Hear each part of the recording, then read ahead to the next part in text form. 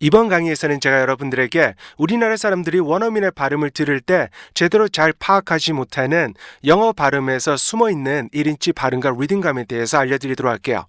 그리고 이 숨어있는 1인치 발음과 리듬감을 어떻게 스탑 사운드를 이용해서 찾아낼 수가 있고 우리가 영어 발음을 할 때 어떻게 적용할 수 있는지에 대해서도 같이 한번 배워보도록 할게요. 우선 section 이게 있어요. section. 우리나라 사람들은 section 이거를 읽어라 알잖아요. 그러면은 두 개의 음절을 읽어요. 그래서 section, section 이렇게 읽죠. 그죠?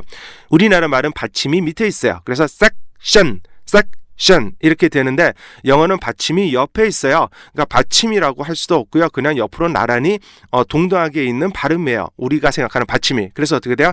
sacket, sacket, shut, sacket shut, 이렇게요. 그래서 이거를 섹션을요, 스탑 사운드로 나눠주면은요, sacket shut, sacket shut, 이렇게요, 대등하게 옆으로 쭉 똑같은 음절로 나가셔야 돼요. 그래서 sacket shut, sacket shut, sacket shut, 이렇게요. 우리가 말하는 섹션, 이거는요, sacket shut, 이렇게 분리를 하셔야 되고요.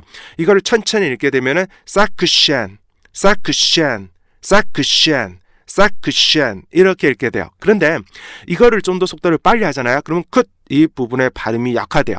그래서 보세요. section, section, section, section 약간 들리고 그 발음이 약화됐죠. 그죠?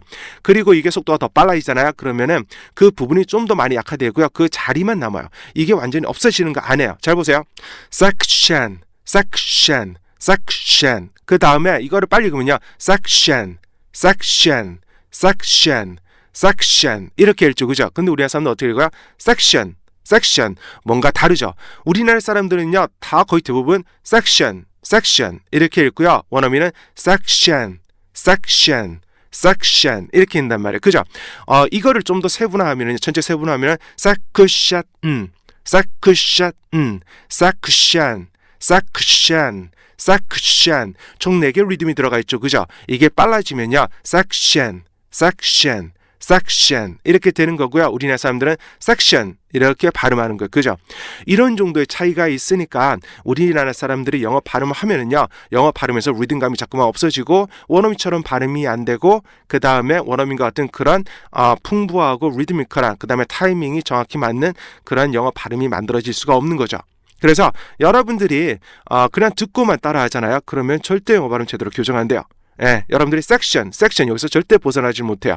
우리나라 말에서 절대 벗어나지 못하기 때문에 여러분들이 우리나라 말에서 벗어나셔가지고 영어 발음을 정확히 받아들이시려면은 우선은 우리가 section 이렇게 있는 구조에서요. section 이거부터 분리하는 걸 먼저 하셔야 돼요. 스탑 사운드를 이용하셔가지고요. section 그렇게 하신 다음에요. section, section 이렇게 먼저 읽고요. 그 다음에 이거를 속도를 빨리 가면서요. section, section 그러잖아요. section 그러면은 원어민이 발음하는 거하고 똑같은 발음을 할 수가 있어요. 여러분들이 그냥 영어 발음을 익히시게 되잖아요.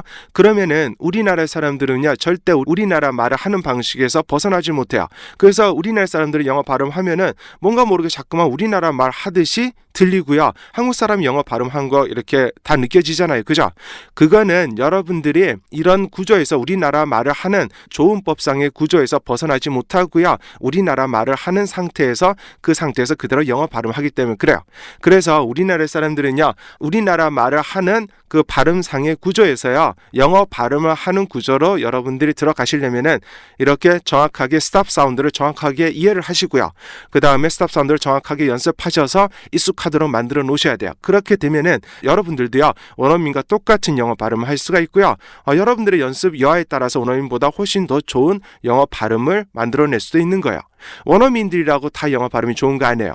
우리나라 사람들이라고야 우리나라 말 발음이 다 정확하고 좋은 게 아닌 것처럼 원어민도 그렇단 말이에요. 그죠? 그래서 여러분들이 정확하게만 연습하시면요. 웬만한 원어민들도 진짜 많이 놀랄 수 있을 만큼 그만큼 좋은 탄력과 리듬감 그 다음에 타이밍을 갖고 있는 그런 훌륭한 영어 발음을 할 수가 있어요.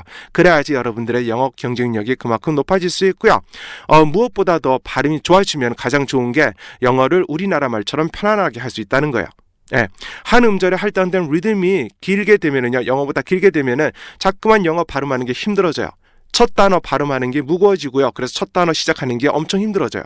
그런데 그 영어의 한 음절에 할당된 그 리듬의 길이 있죠. 그죠? 그 길이만큼 여러분들이 리듬이 정확하게 컨트롤 되거나 아니면 그보다 짧게 형성이 되잖아요. 그러면은 영어 발음을 우리나라 말처럼 편하게 할 수 있게 돼요.